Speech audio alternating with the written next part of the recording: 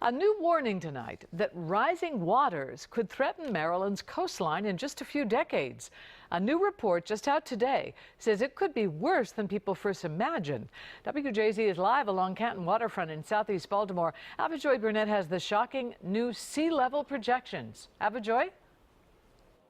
Denise, good evening. NOAA believes those sea levels could rise by as many as 8 feet in the next 8 decades, and millions of Americans could be impacted.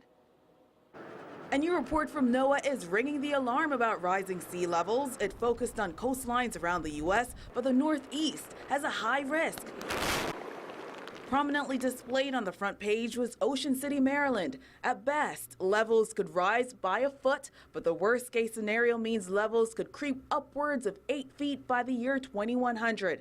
Groups like Environment Maryland have lobbied the governor to take action now. Specifically in Maryland, a sixth of Marylanders live on the coast. So it's a huge deal for Maryland and just in general nationwide. These are images familiar to people in areas like Crisfield, Fells Point, and Annapolis. Now, this parking lot in Annapolis has flooded multiple times, and here's why. The water is almost on the same level as dry land. Maryland has more than 3,000 miles of tidal shoreline, and experts say that puts the state at risk. It's a problem the Fleet Reserve Club has had to deal with time and time again, and it's forced them to shut down in the past. Yeah, here's the water right here, and And this is a dry day. Yeah.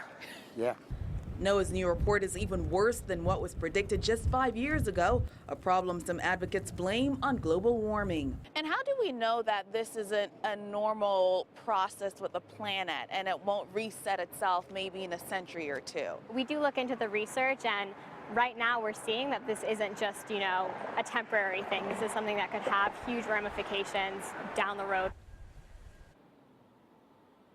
Now, once again, NOAA says if the worst case scenario happens, millions of Americans living by the water will have to relocate to higher ground. Reporting live tonight, Ava-Joye Burnett, WJZ Eyewitness News. Wow, thank you, Ava-Joye. Now, NOAA completed this report so it could give cities and states in the crosshairs information they may need to prepare for the worst case scenario.